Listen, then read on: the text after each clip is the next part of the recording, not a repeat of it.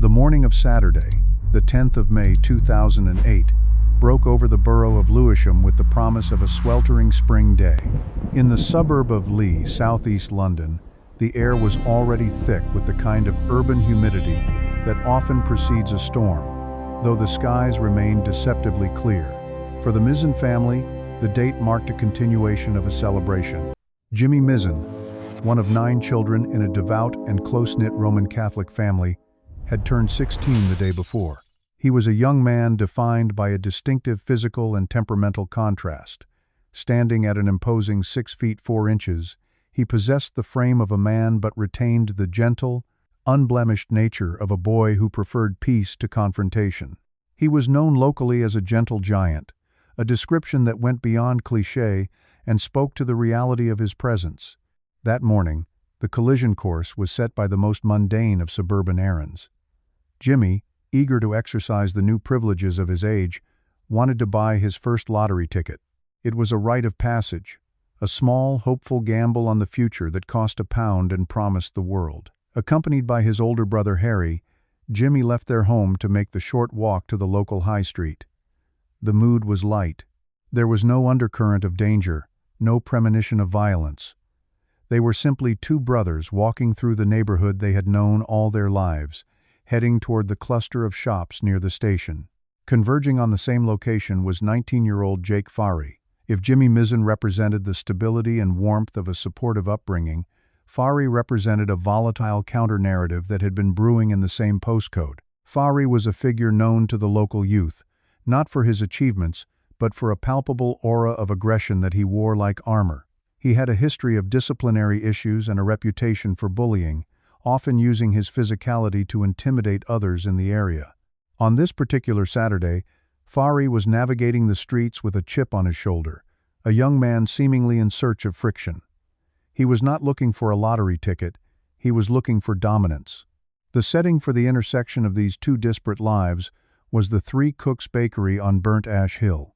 It was a small, functional establishment, the kind of place that smelled of yeast and sugar, where locals queued for sausage rolls and loaves of bread. The interior was narrow, a tight corridor of commerce where personal space was limited. Jimmy and Harry arrived first. They stepped inside, joining the rhythm of the Saturday morning rush. The mundane nature of the location is critical to understanding the horror that followed. This was not a dark alley or a nightclub at 2 a.m. It was a bakery in broad daylight, a space associated with comfort and community. As the Mizzen brothers stood near the counter, the dynamic shifted with the arrival of Jake Fari. The sequence of events that followed occurred with a rapidity that defied logic, a escalation fueled entirely by ego and a catastrophic misunderstanding of respect. The initial spark was trivial. As the brothers attempted to maneuver within the cramped shop, paths crossed. In a different world, or with different participants, a simple "excuse me" would have sufficed.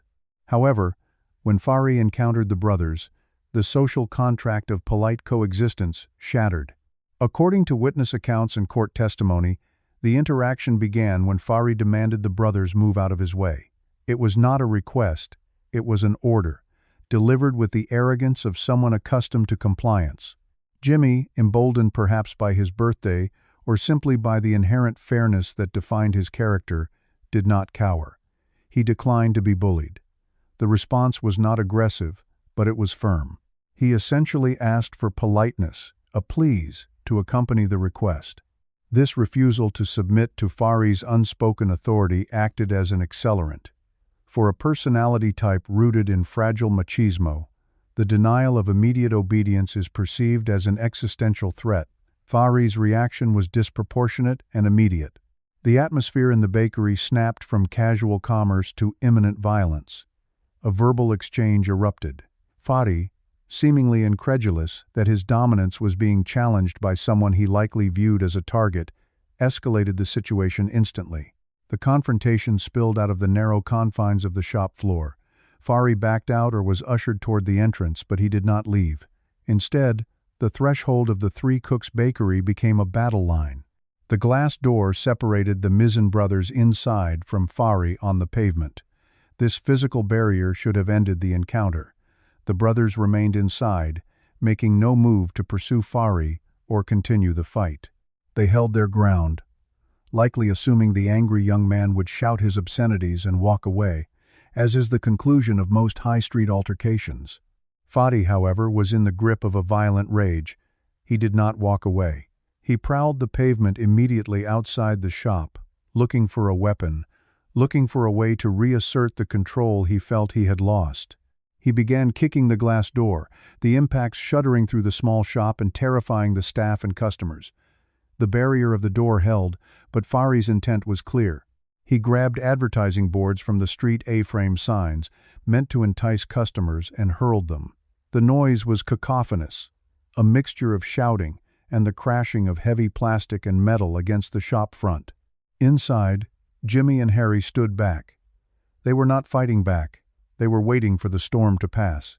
Jimmy, the 16-year-old celebrating his maturity, stood his ground but did not engage in the violence.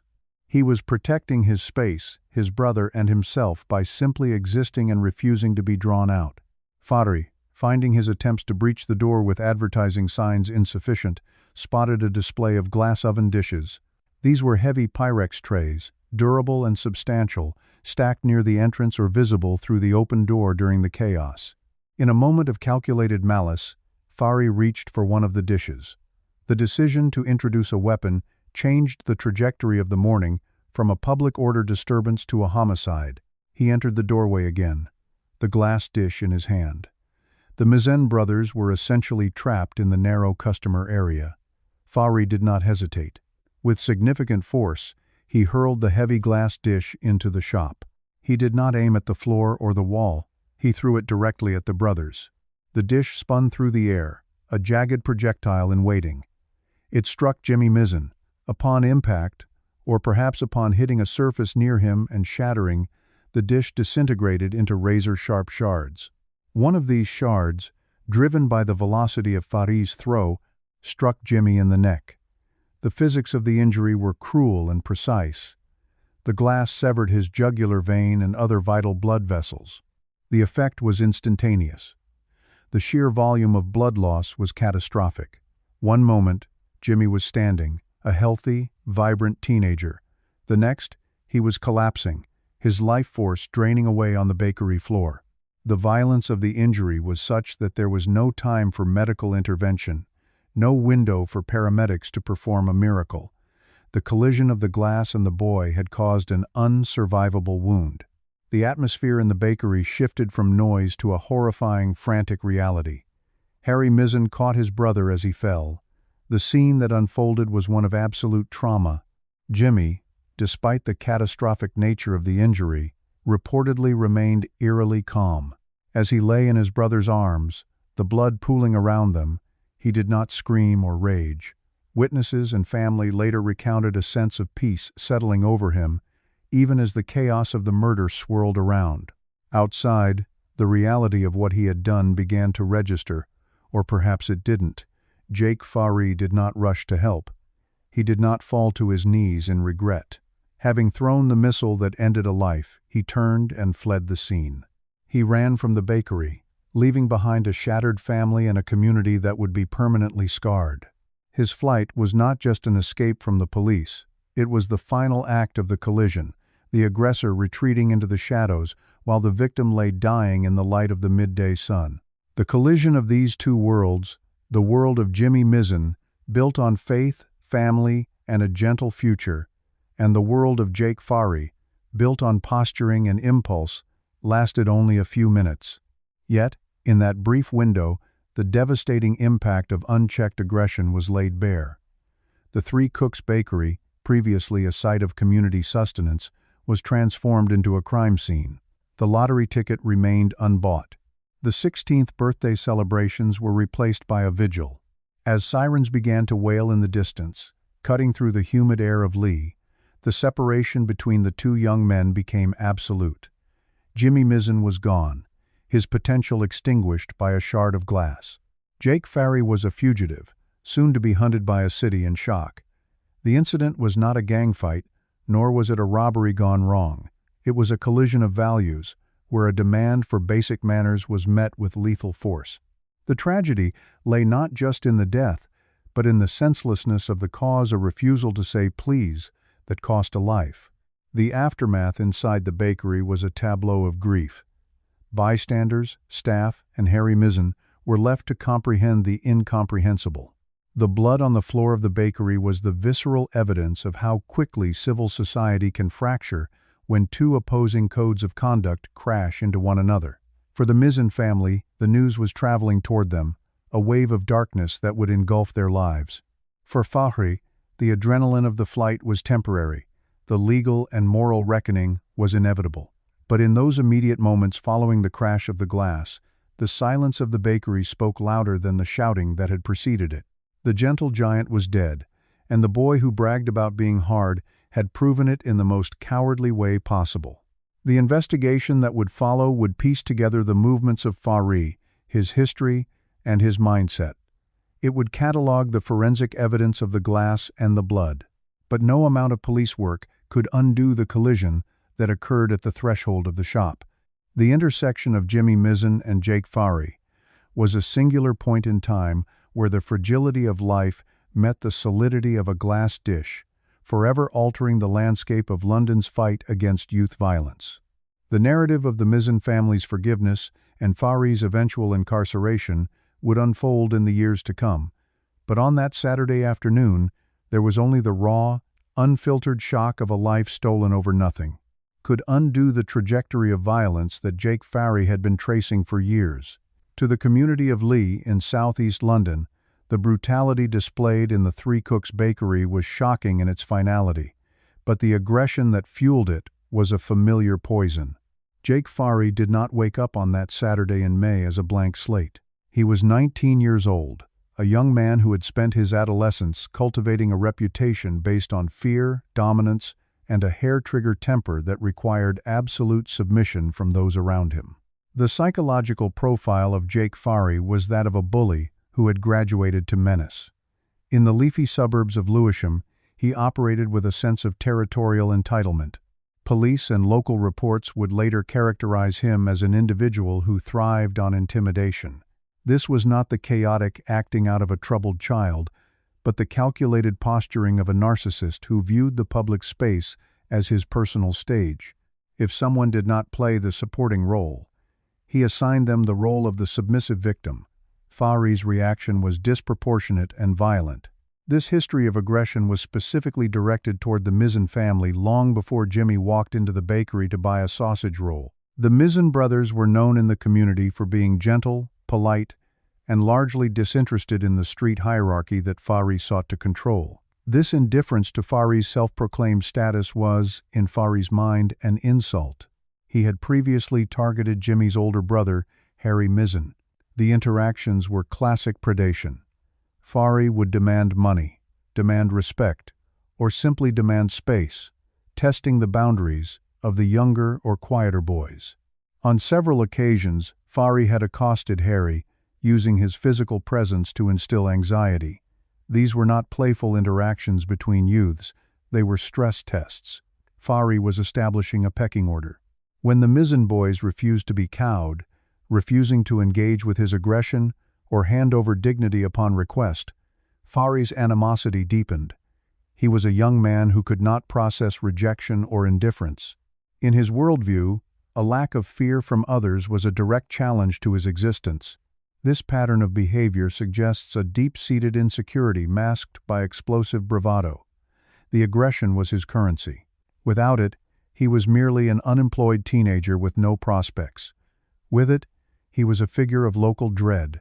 This reliance on fear meant that any minor slight had to be met with maximum force. A bump on the shoulder, a look held too long, or a refusal to step aside became capital offenses in the court of Jake Fahri. The escalation was linear. He moved from verbal harassment to physical posturing, and finally, to the lethal violence seen in the bakery. The bakery incident itself was ignited by nothing more than a perceived slight, Jimmy and his brother Harry simply being in his way. When Fahri demanded they move, and they did not dissolve into the floorboards with apologies, Fahri's history of aggression dictated his next move. He could not walk away. To walk away would be to admit that his reign of intimidation had limits. The throwing of the glass dish was the physical manifestation of years of unchecked ego. However, the most chilling chapter in this history of aggression would not be written until over a decade and a half later. The judicial system operates on the hope of rehabilitation, on the premise that a life sentence with a minimum term allows a violent young man to mature, reflect, and reform. Fari served his time. He went through the motions of the penal system, presumably engaging in the required courses to address offending behavior. In 2022, the parole board deemed him safe enough to be released back into society on license. The community and the Mizzen family, who had spent years tirelessly campaigning for peace and forgiveness, were left to hope that the man who killed their son had changed. They were wrong. The aggression had not been cured. It had merely been suppressed, waiting for a new outlet. In late 2024 and early 2025, the facade of the reformed prisoner shattered. Intelligence emerged that Jake Fari was not living a quiet life of repentance.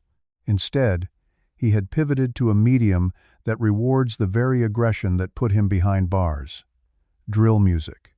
Adopting the street name 10, Fari began appearing in and producing rap videos. Drill music is often characterized by violent lyrics and posturing, but for a convicted murderer on license, the implications were specific and horrifying. Fari wasn't just performing an artistic persona, he was channeling his reality. In these videos, filmed while he was supposedly under strict supervision conditions, Fari bragged. He did not express remorse for the life he took. He did not speak of the waste of potential or the tragedy of the Mizzen family. Instead, he boasted. The lyrics and the visual language of the videos were a direct continuation of the mindset he held at 19. He glorified the act of killing. He spoke of being a man of action, referencing violence as a badge of honor rather than a shameful past. The specific lines in the rap video, widely reported after his recall, included chilling references to "I done a murder," framed not as a confession of guilt, but as a credential.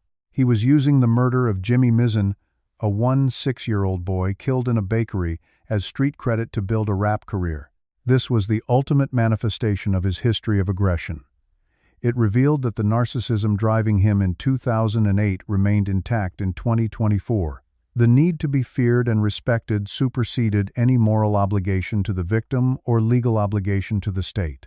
By rapping about the killing, he was symbolically killing Jimmy Mizzen again, stripping the victim of dignity and reducing a tragedy to a rhyme scheme for internet clout. The videos showed Fari surrounded by associates, performing the aggressive hand gestures and menacing glares that defined the genre. But for those who knew the history, this was not a performance. This was Jake Fari showing the world that prison had not humbled him. He was still the bully from Lee who believed he was untouchable. He believed he could flaunt his violent past in the face of the justice system and the victim's family without consequence. The aggression displayed in the video was psychological warfare against the Mizzen family. For parents who had publicly forgiven him in an effort to find peace, seeing their son's killer dancing and bragging about the murder was a cruel violation. It proved that Fari's aggression was malignant. It was not a momentary lapse of judgment in a bakery. It was a fundamental character trait that persisted despite 14 years of incarceration. The probation service eventually caught up with him. Breaching the conditions of his license, which inevitably include requirements of good behavior and restrictions on bringing the administration of justice into disrepute, Fari was recalled to prison. The recall was an administrative action, but narratively, it was the closing of a circle. The aggressive boy who threw the dish had become an aggressive man who threw words, but the intent remained identical: to dominate, to hurt, and to assert a twisted sense of superiority. Fari's return to a prison cell confirmed what the forensic psychologists and the detectives likely suspected back in 2008. The violence was not situational. It was intrinsic. The history of aggression was not a chapter that closed with the verdict. It was the entire book of Jake Fari's life. From the street corners of Lee where he bullied younger boys, to the bakery where he took a life, to the digital screens where he bragged about it, the line was unbroken. He remained a man defined by the harm he could inflict on others. The system had given him a second chance, a life after a life sentence. Fari used that chance to prove that the judge's original assessment was correct. The danger he posed was not just physical, it was a moral hazard, a total lack of empathy that allowed him to turn a family's nightmare into a rap verse. The recall to prison silenced the rapper 10, but it amplified the tragedy of the case. It underscored that while Jimmy Misen's life was frozen in time at 16, his killer's evolution had been a flat line of unrepentant aggression. The sun was high over Lee, southeast London, on the afternoon of Saturday, the 10th of May, 2008. It was a day defined by the mundane rhythms of suburban life, the kind of unblemished spring Saturday that usually fades from memory by Monday morning. For 16-year-old Jimmy Misen, the day had been simple. He was in good spirits, celebrating his birthday just the day before. He was wearing a Fred Perry polo shirt and jeans, walking with his older brother, Harry.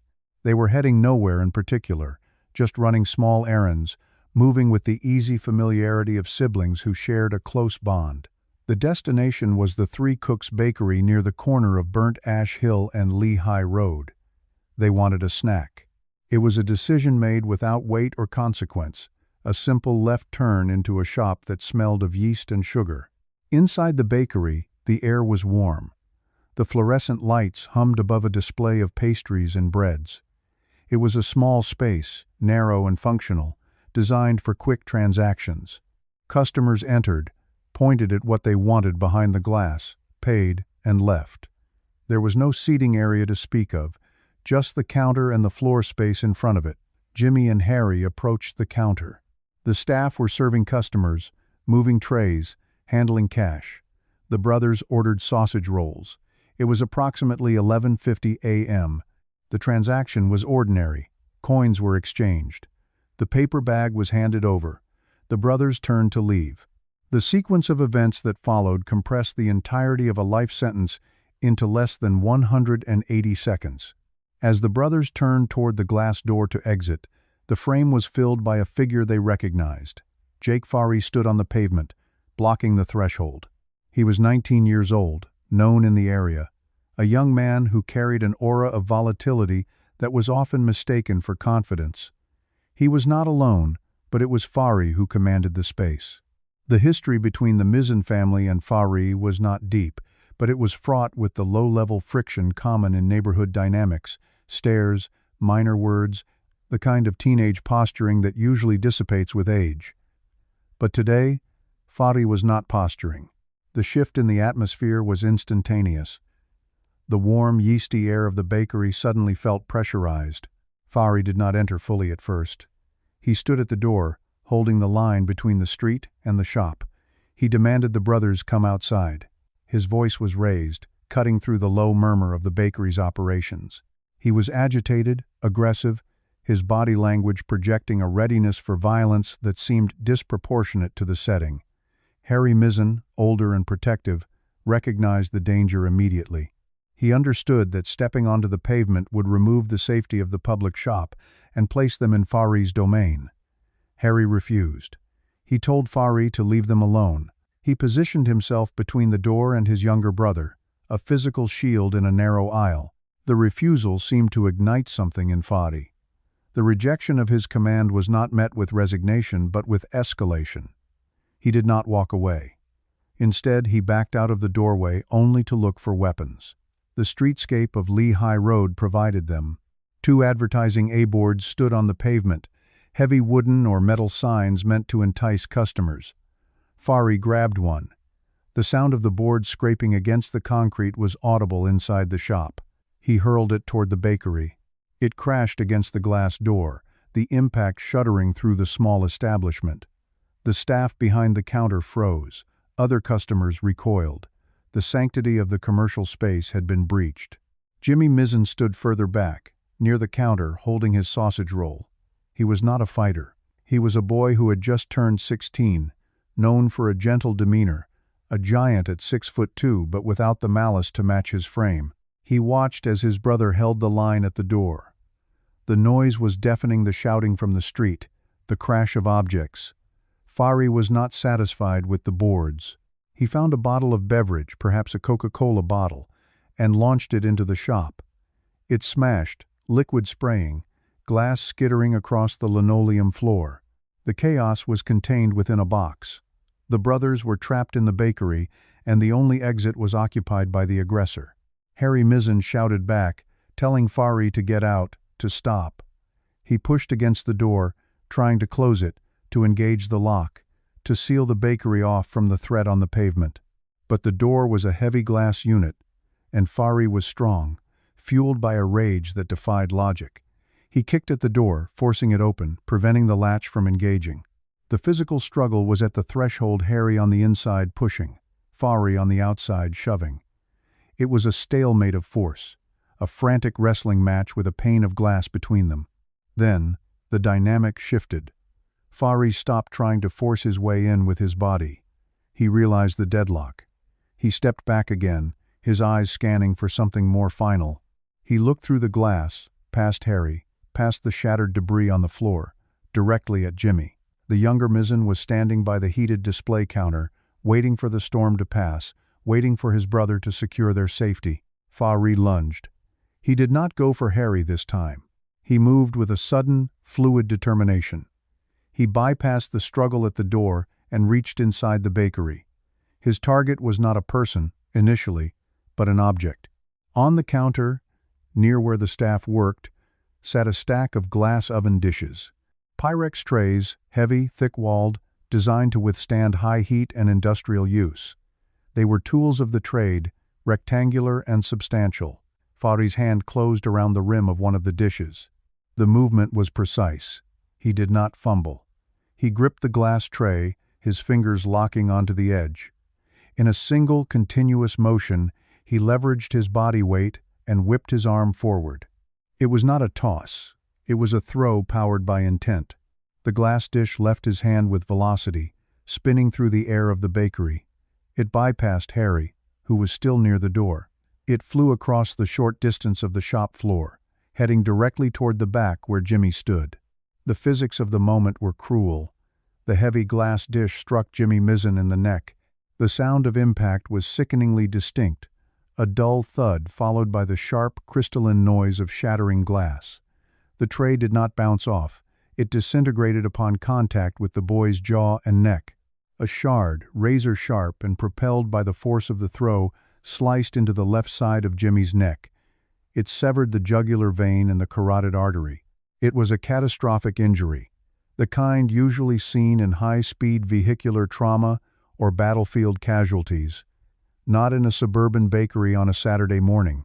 Silence followed the smash for a fraction of a second. Jimmy brought his hand to his neck. The blood loss was immediate and torrential. The circulatory system, under high pressure in the neck, pumped blood out at a rate that made survival a matter of seconds, not minutes. Jimmy took a step, his eyes wide, the shock registering before the pain. He looked at his brother. The color drained from his face instantly as the blood soaked the front of his Fred Perry shirt and pooled on the bakery floor. Fari, still at the doorway, saw the impact. He saw the glass shatter. He saw the blood. The rage that had sustained him for the last 120 seconds seemed to evaporate, replaced by the instinct for self-preservation. He did not step in to help. He did not freeze in horror. He turned and ran.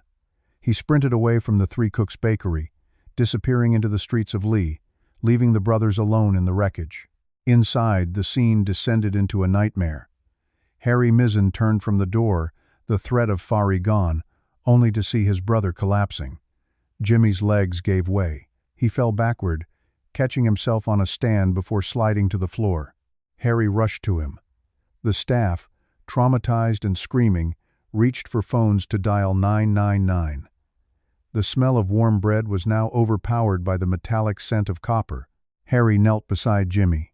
He placed his hands on his brother's neck, trying desperately to stem the flow.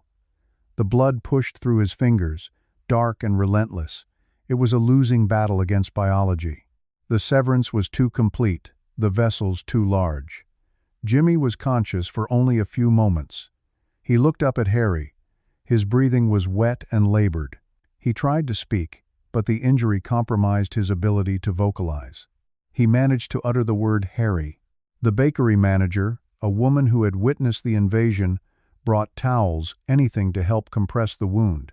They pressed the cloth against the boy's neck, watching the white fabric turn red in an instant. The ambulance service was on the line, the operator giving instructions that Harry was already trying to follow. Keep pressure, keep him awake. But Jimmy's eyes were losing focus. The massive drop in blood pressure was shutting down his brain. The 3 minutes were up. The violence had started and ended. What remained was the inevitable conclusion of the trauma. Paramedics arrived minutes later. They found a scene of devastation. They took over from Harry, working with the urgency of professionals who recognize a fatal wound. They intubated, they infused fluids, they tried to clamp the vessels. But the damage inflicted by the shard of the oven dish was absolute. The glass had done its work with surgical efficiency. Despite the best efforts of the emergency teams on the sticky floor of the bakery, Jimmy Mizen's heart stopped. He was pronounced dead at the scene. He never left the bakery alive. His body lay covered on the floor where he had stood waiting for a sausage roll just minutes earlier. The police taped off the entrance, the yellow cordon fluttering in the same breeze that had cooled the brothers on their walk. Outside, the A-boards lay toppled on the pavement. Inside, the shattered remains of the Pyrex dish lay mixed with the blood. Jake Fari was gone, miles away, already constructing the silence he would maintain during his initial interviews. He had turned a Saturday errand into a murder scene, using nothing but the objects at hand and a reservoir of intrinsic aggression. He had not carried a knife. He had not carried a gun.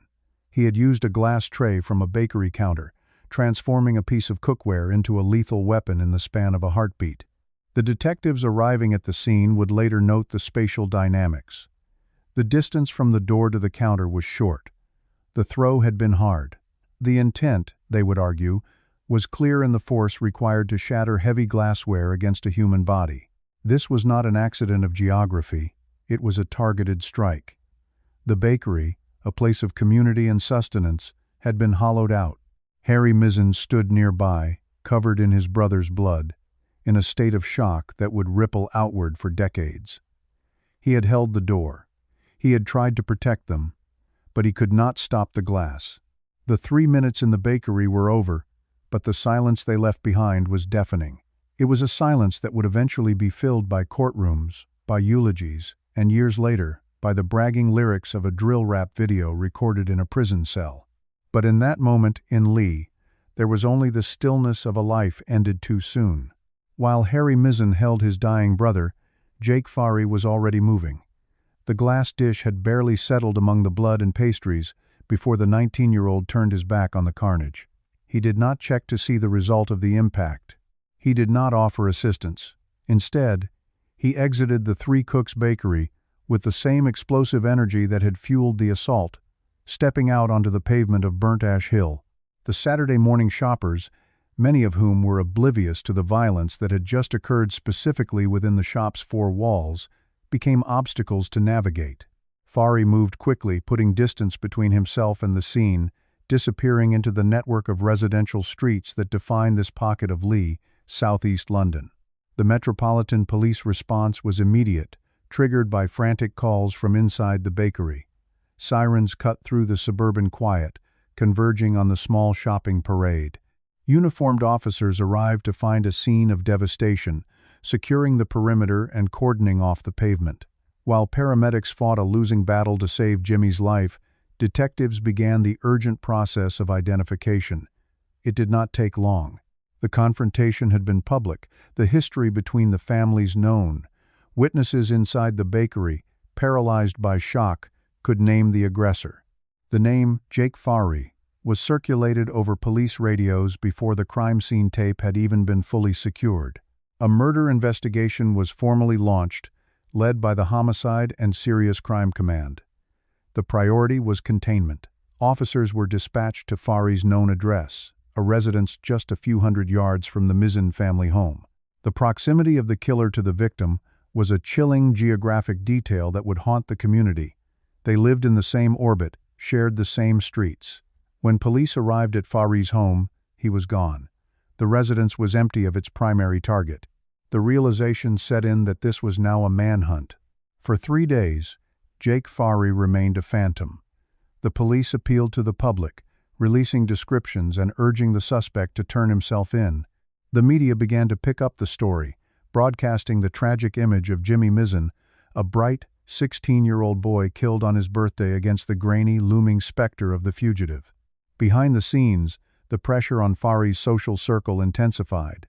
Detectives knocked on doors, interviewed associates, and monitored known hangouts.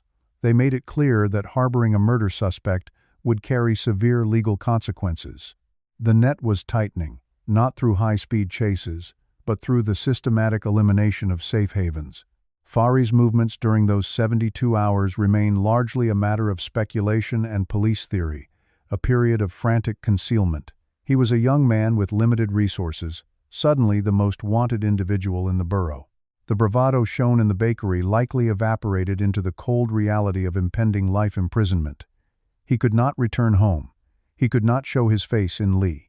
Every passing police cruiser was a potential end to his freedom. The walls of southeast London, usually his domain, were closing in.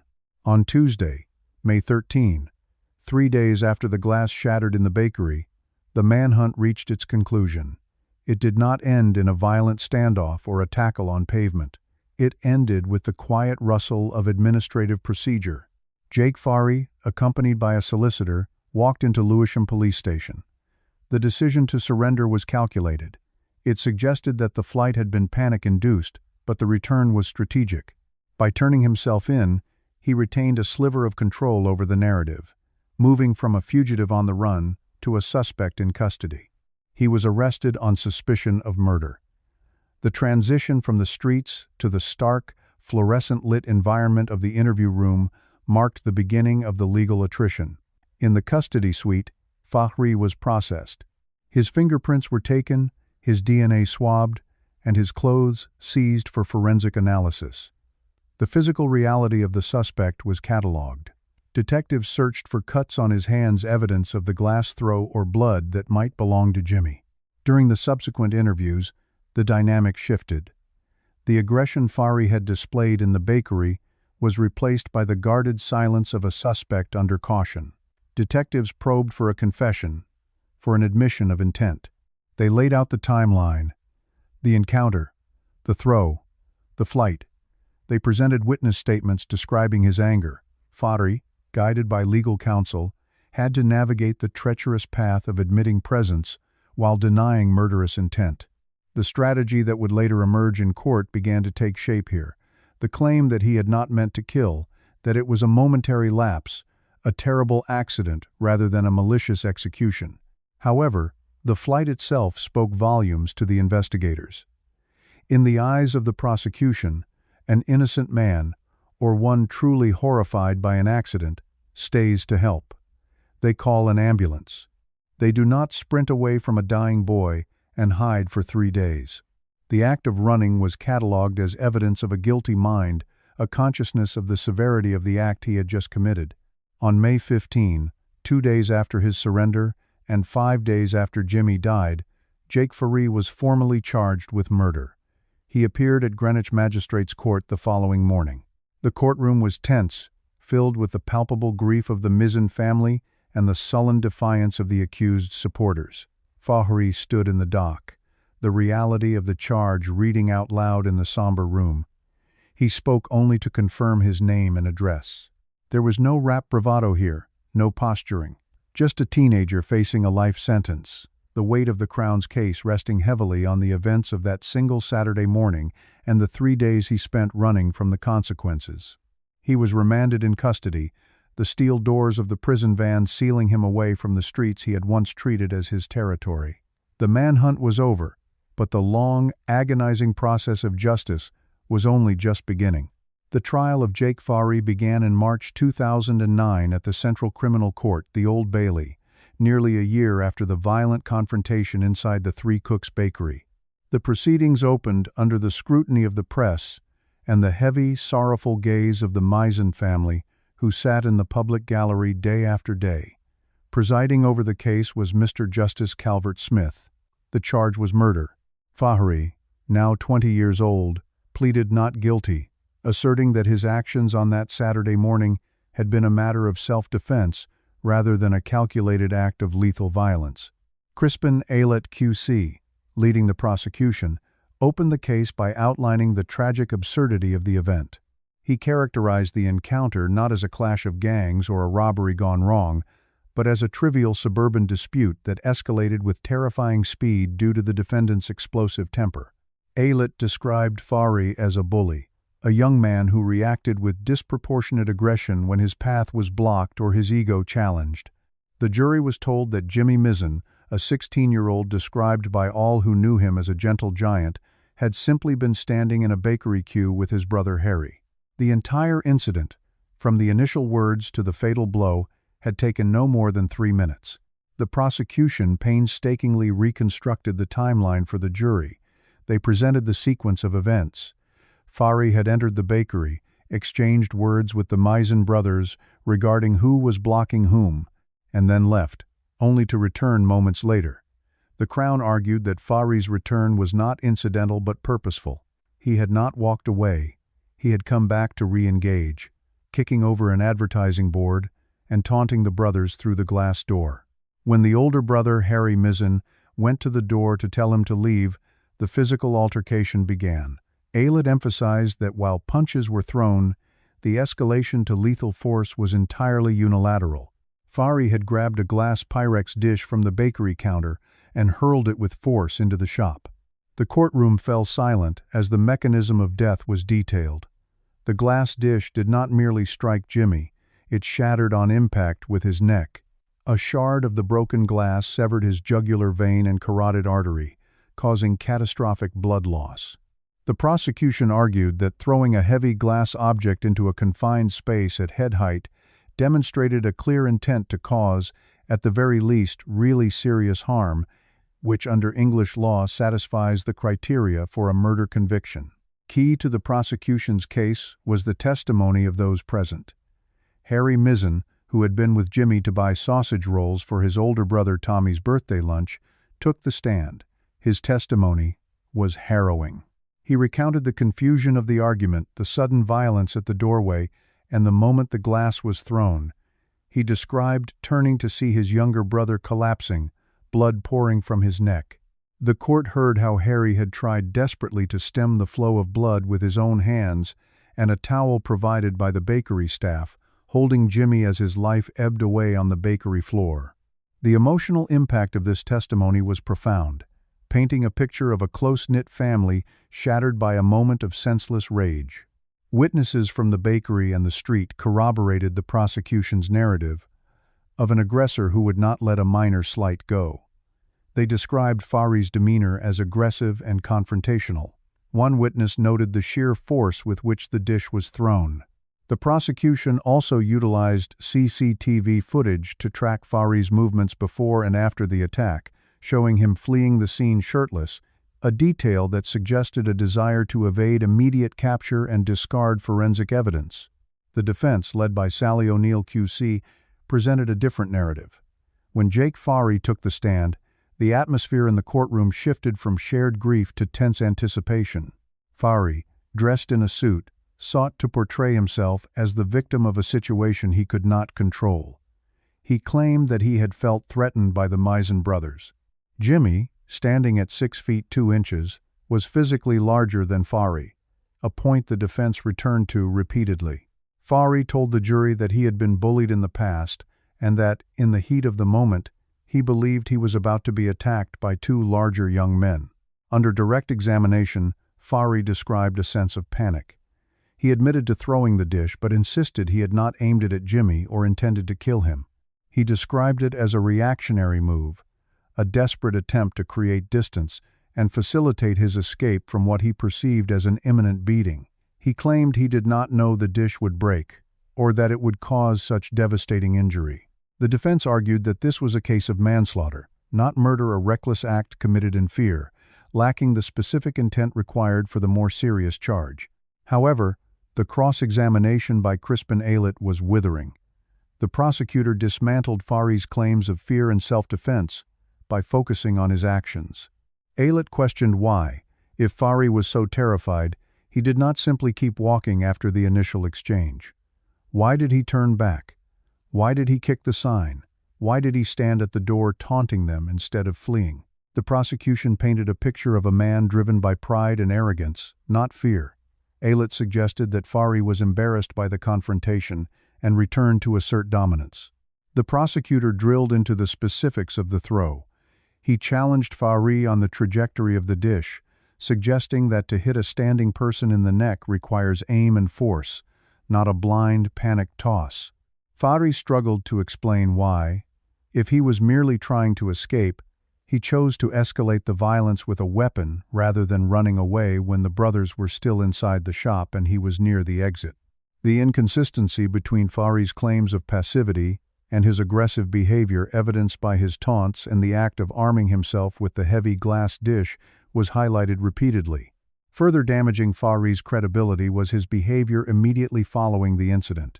The court heard that instead of seeking help or showing remorse, Fahry had fled, disposed of his clothes, and checked into a hotel. The prosecution argued that these were the actions of a man conscious of his guilt, trying to cover his tracks, rather than a traumatized victim of self-defense. The jury also heard evidence regarding the fatal wound itself. Pathologists confirmed the severity of the injury, noting that the force required to shatter the dish and sever the major vessels was significant. This medical evidence supported the prosecution's assertion that the dish was thrown with great violence. The randomness of the shard hitting the neck was acknowledged, but the act that caused it hurling a heavy object at a person was presented as undeniably dangerous and malicious. Closing arguments crystallized the two opposing views. The defense asked the jury to look inside the mind of a 19-year-old in a high-stress situation, arguing that a split-second decision made in fear should not be equated with the malice of murder. They urged the jury to consider a verdict of manslaughter. Conversely, the prosecution asked the jury to look at the objective facts: the return to the scene, the provocation, and the lethal force used against an unarmed boy in a bakery. Aylett concluded that Fahry was a young man who demanded respect through intimidation and, when challenged, resorted to extreme violence. After the closing speeches, Mr. Justice Calvert-Smith instructed the jury on the points of law. He explained that to convict of murder, they must be sure that Fahry intended to kill or to cause really serious bodily harm. If they believed he acted in self-defense, he must be acquitted. If they believed he acted unlawfully but without the intent for serious harm, or if he used excessive force in self-defense, manslaughter would be the appropriate verdict. The jury retired to deliberate. For the Mizzen family, the wait was agonizing. They had sat through days of technical legal arguments and graphic descriptions of Jimmy's last moments, maintaining a dignified silence throughout. The deliberation stretched over 2 days, a tense period where the outcome hung in the balance. On the second day of deliberations, the jury returned to Court 8. The foreman stood to deliver the verdict. Jake Fahry was found guilty of murder. The verdict was reached by a majority of 10-2, indicating that while the decision was not unanimous, the overwhelming conclusion of the jurors was that Fahry had acted with the intent to cause serious harm. As the word "guilty" echoed through the courtroom, the reaction was immediate. A gasp went through the public gallery. Barry Mizzen, Jimmy's father, closed his eyes. Margaret Mizzen, his mother, wept quietly. In the dock, Fahry appeared stunned, his head dropping into his hands. The narrative of the terrified victim had been rejected. The jury had seen him as the aggressor. Sentencing followed immediately. Mr. Justice Calvert-Smith addressed Fahry, who stood to receive his punishment. The judge's remarks were searing. He rejected the notion that Fahry had been a victim of bullying, stating instead that the evidence showed he was the one looking for a confrontation. The judge highlighted the tragedy of the case that a minor argument in a queue could lead to such a loss of life.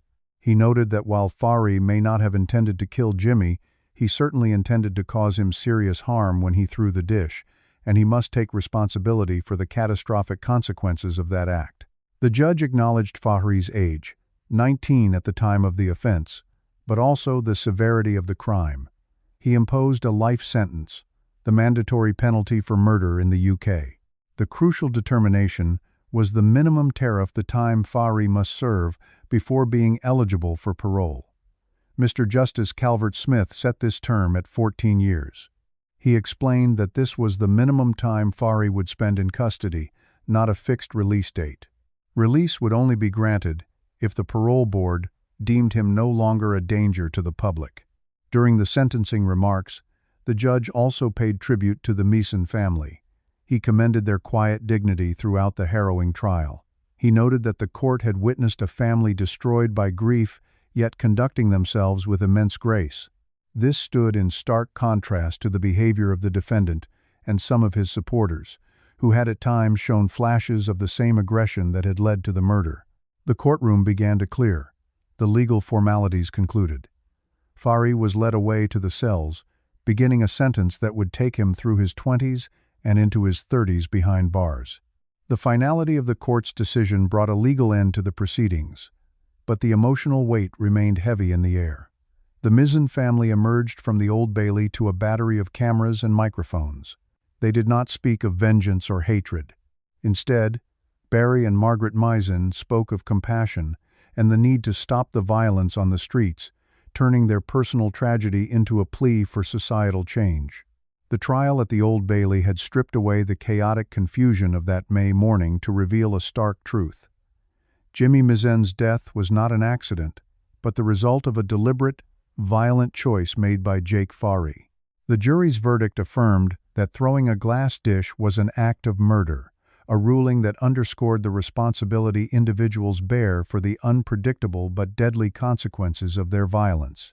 The cameras outside the Old Bailey captured a moment that would define the next decade and a half of the Meeson family's lives, but the true weight of their decision settled in only after the media circus disbanded. The silence that followed the sentencing was deafening. Inside their home in Lee, southeast London, the absence of Jimmy was a physical void, a permanent alteration to the architecture of their daily existence. Yet, amidst the crushing grief, Barry and Margaret Meeson made a conscious, deliberate choice that defied the standard narrative of violent crime. They chose to reject bitterness. This was not a passive resignation but an active, fighting stance against the corrosive power of hate. They reasoned that anger would not bring their son back, nor would it punish the man who killed him. It would only destroy what remained of their own lives. In the years that followed Jake Fahry's imprisonment, the Meesons transformed their surname from a headline of tragedy into a byword for peace. They established the Jimmy Meeson Foundation, an organization dedicated to creating safer communities and steering young people away from the sort of impulsive violence that had cost Jimmy his life. While Fahry sat in a high-security cell, beginning to serve his 14-year minimum tariff, Barry and Margaret were walking into schools, prisons, and youth clubs. They stood before assemblies of teenagers, some of whom carried the same simmering aggression that Fahry had once harbored, and they told the story of their son. They did not preach fire and brimstone. They spoke of the value of a single life and the catastrophic ripple effects of losing one's temper. Their message was radical in its simplicity. They often stated that they had forgiven Jake Fahry, a declaration that confused and even angered some observers who felt that retribution was the only valid response to murder. However, the Meesons clarified that forgiveness was not about absolving Fahry of his legal or moral guilt. It was a mechanism of self-preservation. By refusing to hate him, they refused to let him control their emotions or their future. Barry Meeson frequently told audiences that he would not give the killer the satisfaction of ruining his life twice, once by taking his son, and again by turning him into a bitter, vengeful man. This philosophy became the bedrock of their Safe Havens initiative, where local shops displayed stickers indicating they were safe spaces for threatened youths to seek refuge, turning the very setting of Jimmy's death, a local bakery, into a symbol of community protection. As the years rolled by, the divergence between the two paths became stark. The Meeson family was building a legacy of tangible good, receiving accolades and honors for their tireless work in violence reduction. In contrast, Jake Fahry remained a ghost in the narrative, existing only as a prisoner number within the harsh confinement of the British penal system. Public knowledge of his time inside was limited, as is standard for serving prisoners, but the expectation of the justice system was rehabilitation. The minimum term of 14 years was not a guarantee of release, but a threshold after which he could be considered for parole if he could demonstrate he was no longer a danger to the public. The underlying hope of the sentence was that the 19-year-old who threw the glass dish would mature, reflect, and eventually emerge as a reformed man who understood the gravity of his actions. By the early 2020s, the timeline dictated by the court began to converge with the present. Fari's minimum tariff expired, and the Parole Board for England and Wales undertook the risk assessment required to authorize his release. The process is rigorous, analyzing behavior in custody, remorse, and the likelihood of reoffending. The Mizzen family, consistent with their stance of non-vengeance, did not launch public campaigns to keep him locked up forever. They placed their trust in the system to determine if he was safe. Consequently, having satisfied the parole board's criteria, Jake Fari was released on license. He stepped back into a world that had moved on, a world where the Mizzens were local heroes, and Jimmy was a memory enshrined in the community's collective conscience. The conditions of a life license are strict. An offender remains under sentence for the rest of their life. They are subject to recall at any moment if they breach conditions, which typically include requirements to be of good behavior, to reside at approved addresses, and crucially, not to do anything that would bring the justice system into disrepute or cause distress to the victim's family. For a time, it appeared Fari would fade into anonymity, the standard path for released lifers seeking to rebuild a quiet existence away from the scrutiny of their past crimes. However, the legacy of hate is often harder to dismantle than the prison bars that contain it. In late 2024 and early 2025, the fragile equilibrium was shattered not by a new act of physical violence, but by a digital one. Reports began to circulate concerning a drill rap music video that had surfaced on social media platforms. Drill music, a genre often criticized for its gritty, sometimes violent lyrical content, became the medium through which the killer chose to re-announce himself to the world. Operating under the alias 10, a figure appeared in a professionally produced music video, posturing with the aggressive bravado characteristic of the genre. The man in the video was identified as Jake Fari. Had he simply performed generic lyrics about hardship or street life, it might have been a gray area for his probation officers. But the lyrics were specific, targeted, and chillingly boastful. In the video, the rapper bragged, "I done a murder," and made other thinly veiled references to his violent history. It was a flagrant celebration of the very act that had sent him to prison. The video did not show a man burdened by the weight of taking an innocent life. It showed a man using that life as street currency, a badge of honor to gain credibility in the underground music scene. The reaction was immediate and visceral. For the authorities, this was not merely a lapse in judgment. It was a direct violation of the core principles of rehabilitation. The license system relies on the premise that the offender has developed empathy and a recognition of the harm they caused. Boasting about a murder in a music video demonstrated a narcissistic disregard for the victim and an absolute failure to grasp the enormity of the crime.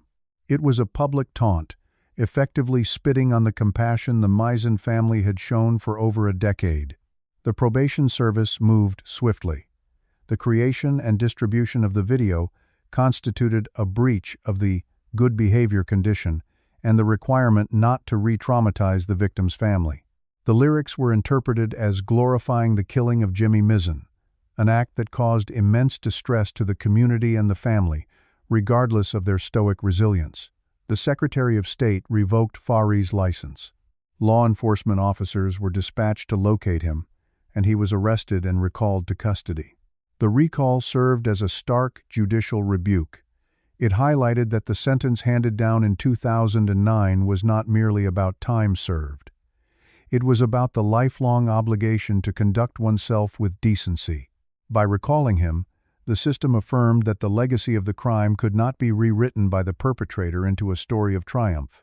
Fari was returned to a prison cell, his freedom forfeited not because of a new physical assault, but because his character remained tethered to the violence of his youth. the rapper persona crumbled instantly under the weight of his legal reality. He was no longer 10, the rising drill artist. He was again prisoner Fari, the man who had learned nothing from 14 years of incarceration. The contrast between the two sides of this tragedy could not have been more absolute. On one side stood the Mizens. They had spent 15 years navigating their grief by building a city of peace, working daily to ensure that young people in London had opportunities, hope, and safe spaces. They had honored Jimmy by saving others. They had looked into the abyss of their loss and built a bridge over it. Their legacy was evident in the thousands of students they had spoken to and the tangible reduction of violence in the areas they targeted. On the other side sat Jake Fari, back behind bars. His attempt to monetize and glorify his crime had backfired spectacularly, revealing a profound emptiness. He had chosen to cling to the glory of a murder committed as a teenager, unable to construct an identity independent of that singular, horrific act. In doing so, he proved the Mizens right in their initial assessment. Hatred and arrogance are self-destructive forces. While the Mizen family continued to move forward, expanding their charity and living with the peace of a clear conscience, Fari was trapped in a loop of his own making, bound by a legacy of hate that offered him nothing but a return to captivity. The judge's original life sentence remained in full effect, a reminder that while forgiveness can be given freely by the victims, freedom itself is a privilege that must be earned and maintained every single day.